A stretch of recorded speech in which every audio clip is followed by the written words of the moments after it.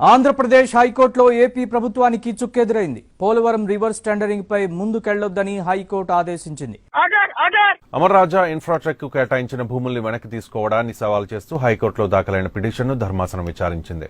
ప్రభుత్వం జారీ చేసిన ఉత్తర్వుల్ని నిలుపుదల చేస్తూ హైకోర్టు మధ్యంతర ఉత్తర్వులు జారీ చేసింది. ఇంటెలిజెన్స్ మాజీ చీఫ్ ఏబీ వెంకటేశ్వరరావు అంశంలోనూ ఏపీ సర్కారు ఎదురు దెబ్బ తగిలింది. ఆయన సస్పెన్షన్ ఎత్తివేసింది హైకోర్టు. క్యాట్ ఆర్డర్ ని కూడా పక్కన పెట్టింది న్యాయస్థానం. అయినా మీ హీరో ఏం చేయలేదు. ఏపీ ప్రభుత్వానికి హైకోర్టులో మరో ఎదురు దెబ్బ తగిలింది. అమరావతి ప్రాంతంలో ఇతర ప్రాంతాల వారికి ఇళ్ల స్థలాలు కేటాయిస్తూ ప్రభుత్వం తీసుకున్న నిర్ణయంపై హైకోర్టు స్టే ఇచ్చింది. ఇతర రాష్ట్రాల నుంచి మద్యం తీసుకువెళ్లేందుకు ఏపీ హైకోర్టు అనుమతించింది. గత ప్రభుత్వ నిర్ణయాలన్నింటినీ పునఃసమీక్షించాలంటూ ప్రస్తుత ప్రభుత్వం ఏర్పాటు చేసిన సిట్ విచారణపై హైకోర్టు స్టే విధించింది.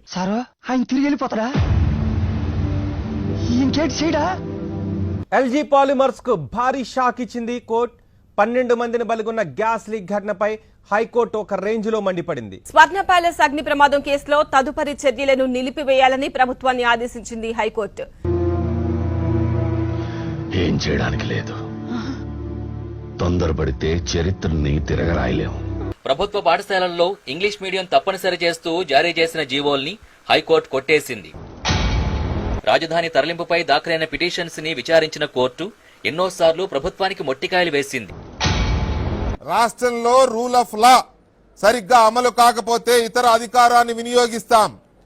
రాష్ట్ర ప్రభుత్వానికి హైకోర్టు హెచ్చరిక. దమ్మాలపాటి కేసులో హైకోర్టు స్టే విధించింది. తదుపరి చర్యలను నిలిపివేస్తూ కూడా ఉత్తర్వులిచ్చింది. గాయపడిన సింహం నుంచి వచ్చే శ్వాస కర్చన కన్నా భయంకరంగా ఉంటుంది. ఆ రోజు కార్చి చంటుకుంది.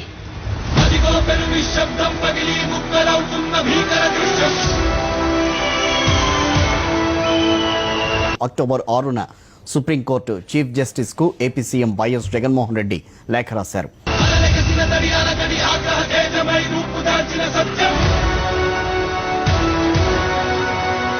సుప్రీంకోర్టు సిట్టింగ్ జడ్జిని అడ్డం పెట్టుకుని చంద్రబాబు నాయుడు న్యాయ వ్యవస్థలో జోక్యం చేసుకుంటున్నారని తెలిపింది.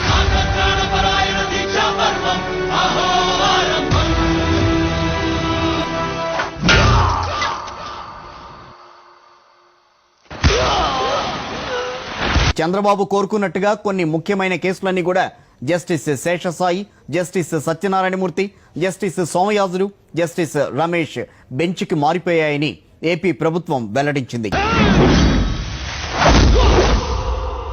తెలుగుదేశం పార్టీ ప్రయోజనాలను కాపాడడంలో జస్టిస్ లలిత ముందుంటున్నారని వెల్లడించింది ఏపీ ప్రభుత్వం. కృష్ణా కరకట్టపై ఉన్న అక్రమ నిర్మాణాలను కూల్చాలని నిర్ణయించినప్పుడు ఏపీ హైకోర్టు అడ్డుకుందని ఏపీ సర్కారు గుర్తు చేసింది.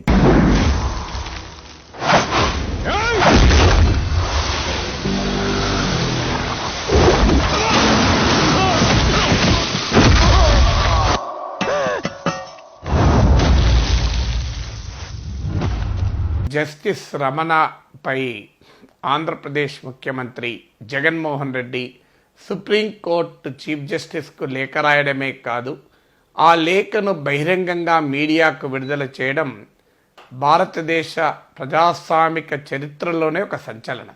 ఊరికే చరిత్రని సృష్టించలేము, అలాని చరిత్రని ప్లాన్ చేసి బ్లూ ప్రింట్ తీయలేము.